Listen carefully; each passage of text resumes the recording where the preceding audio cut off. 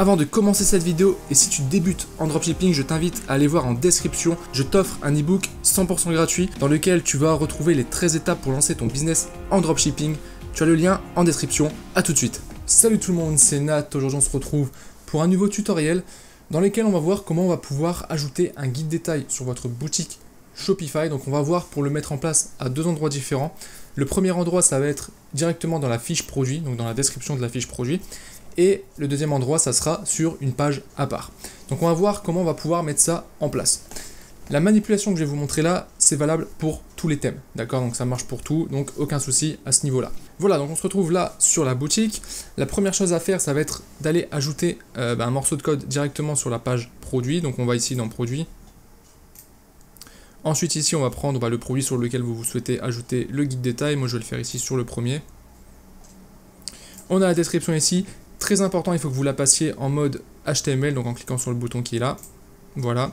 Ensuite, vous souhaitez le mettre en fait sur la page tout simplement. Moi, je vais le mettre ici tout en bas. Et vous allez copier ce morceau de code. Donc ce morceau de code que je vais vous mettre juste en dessous dans la description, donc vous le retrouverez. Hop, voilà, ça ressemble à ça. Le morceau de code qui commence par table. Vous allez le copier et le mettre ici. Ok. Ce qu'on va faire ensuite, c'est qu'on va sauvegarder. Voilà, et maintenant on va se rendre dans le code du thème, donc ici dans Online Store. Vous allez sélectionner bien sûr le thème ici qui est publié. Vous faites Action, Edit Code. Ensuite, alors je vais tout fermer ici. Voilà, vous allez aller ici dans la partie Assets et vous allez avoir un fichier qui s'appelle theme.scss.liquid. Le nom du fichier peut varier en fonction des thèmes, d'accord?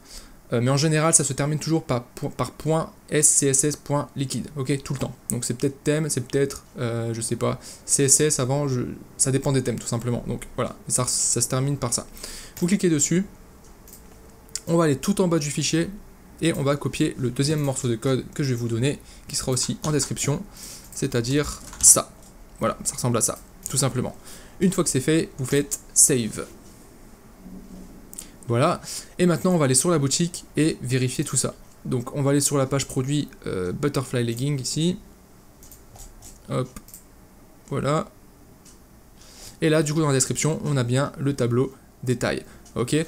Alors le tableau détail est optimisé pour tous les types d'écran. Je vais vous montrer, par exemple si on va sur mobile, hop, le tableau s'ajuste.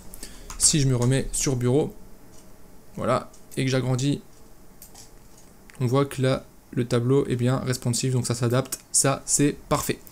Maintenant, si vous souhaitez modifier le contenu du tableau, rajouter des lignes, des colonnes, etc., je vais vous montrer comment faire. Vous vous rendez ici, donc sur le code, sur la page produit, on va agrandir ça. Pour agrandir cette partie-là, vous prenez le coin ici, vous cliquez dessus, vous restez appuyé et vous descendez. Voilà. Ici, on va avoir le contenu. Donc, ici entre TR et TR, donc les premiers TR, ici vous allez avoir les titres en fait, tout simplement. Donc les titres qui sont ici. Ok, ils vont être comme ça. Si vous souhaitez ajouter, je sais pas, un autre titre, vous prenez la dernière ligne et vous la mettez juste en dessous. Et on va mettre par exemple autre titre, peu importe. Si je sauvegarde, on va voir que ça a bien ajouté un autre titre dans le tableau. Ok, alors l'actualisation se fait pas, j'ai bien sauvegardé. Je pense qu'il faut un petit temps avant que ça se fasse. Voilà, on a bien le titre qui s'est mis. Évidemment, il n'y a rien en dessous. Si vous souhaitez ajouter du coup d'autres informations ici en dessous, c'est plutôt simple. On va le faire ici, sur les autres lignes. En fait, ce qu'il faut comprendre, c'est que une partie entre deux balises TR, c'est une ligne. Donc ici, on a la première ligne, ici la deuxième ligne, ici la troisième ligne, la quatrième, etc., etc. Et donc, à chaque fois, le premier, c'est la première colonne, deuxième colonne, troisième colonne, quatrième colonne. Ok, on peut le voir ici. On a la première ligne qui est là, que j'ai surlignée et qui correspond du coup à ça. Et ensuite on a les colonnes. Première colonne 78, 82, deuxième colonne 55, 59, etc. Et là on voit que ça correspond. Ok, donc même si vous souhaitez juste modifier les valeurs qui sont ici, vous le faites là par exemple, au lieu de 55 je vais mettre 56 par exemple, j'en sais rien. On sauvegarde et ça va se modifier ici directement. Ok, pareil pour les titres. Voilà en gros comment ça fonctionne. Alors oui, quelque chose d'intéressant, vous voyez, il y a un fond différent, d'une couleur différente à chaque fois, une ligne sur deux. Ça correspond ici, si je prends cette ligne-là, par exemple, vous voyez, j'ai rajouté un élément ici qui s'appelle BG Color égale avec un code ici, un code qui correspond à une couleur. et ce code couleur en fait correspond à la ligne qui est ici, donc avec le fond qui est gris assez, on va dire assez foncé, vu que celui-ci il est un peu plus clair. Et si on prend la deuxième ligne qui est ici, vous voyez le fond est un peu plus clair. Donc si je me rends ici, on voit que pareil, ici sur la deuxième ligne, j'ai mis BG Color avec une autre valeur qui correspond au fond plus clair. Donc admettons que sur la dernière ligne qui est ici, donc celle-ci tout en bas, j'aimerais bien mettre un fond d'une autre couleur. Bah vous allez reprendre en fait le même exemple qu'il y a ici, vous allez écrire BG Color égale, on ouvre les guillemets, là on va mettre un code couleur.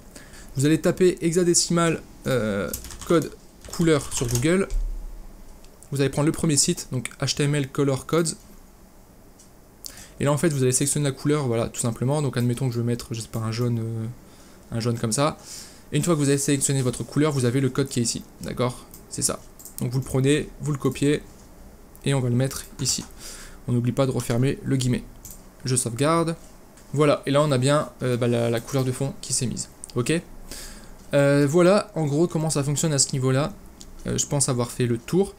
Maintenant, si vous souhaitez mettre en place la même chose sur une page produit, bah c'est simple en fait. Alors, je vais juste supprimer ça et supprimer ça. Voilà, on va remettre comme c'était au départ. Vous allez, pareil, copier ce code-là. Hop, je vais sauvegarder. Et vous allez vous rendre tout simplement sur une page en fait, tout simplement. Donc on va aller dans iStore, on va aller dans page, ici. Voilà, ici on va pouvoir créer une page guide détail, donc add page. Ici on va mettre guide détail. Et ici tout simplement on va coller le morceau de code. Donc n'oubliez pas toujours de passer en mode HTML ici, en cliquant sur le bouton. Hop, je colle, je sauvegarde.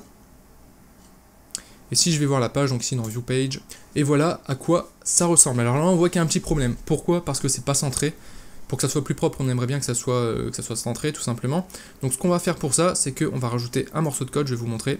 C'est plutôt simple. Donc une fois que vous êtes ici, que vous avez copié votre code, vous allez ici sur la ligne tout en haut, juste après le size table et le guillemet, vous mettez un espace, vous écrivez style égale, vous ouvrez un guillemet, vous mettez margin, auto, un point virgule, on referme le guillemet et on sauvegarde.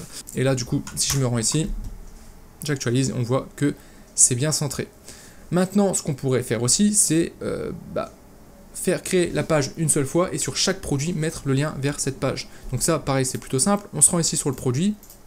Je vais supprimer le guide des tables et ici, je vais mettre simplement un lien. Donc ça, vous pouvez le faire directement ici avec l'éditeur. Donc par exemple, je vais mettre, pour choisir votre taille, vérifier notre guide détail disponible en cliquant ici, voilà. Et en cliquant ici, pour mettre un lien là-dessus, hop, on le sélectionne, et ici vous avez un bouton pour insérer un lien. On clique dessus, et ici on peut mettre le lien. Donc le lien, on va aller le chercher ici, donc c'est la page qui est là. Donc je prends l'URL tout simplement de cette page, je vais le mettre ici. Open this link in the same window. Ça, non, on va mettre dans une nouvelle fenêtre, parce qu'on ne veut pas que l'utilisateur perde la fenêtre en fait sur laquelle il était, d'accord? Et ici, c'est le titre du lien, donc ça, c'est surtout pour le SEO. Bon, là, en l'occurrence, on s'en fout un petit peu, on va juste mettre guide détail, inserting, et on fait save. Voilà. Et du coup, on a bien notre page guide détail, et si je me rends sur le produit, donc c'était le butterfly legging, hop, on a le texte qui est ici. Pour choisir votre taille, vérifiez notre guide détail est disponible en cliquant ici. Voilà, en cliquant ici, on clique ici et on arrive bien sur la page guide détail. Voilà comment ça fonctionne. Si vous avez des questions, des choses que vous n'arrivez pas par rapport à ça, encore une fois, n'hésitez pas à laisser un commentaire. Sur ce, j'espère que cette vidéo vous aura plu. Je vous souhaite une bonne journée et je vous dis à très bientôt pour une prochaine vidéo. Ciao!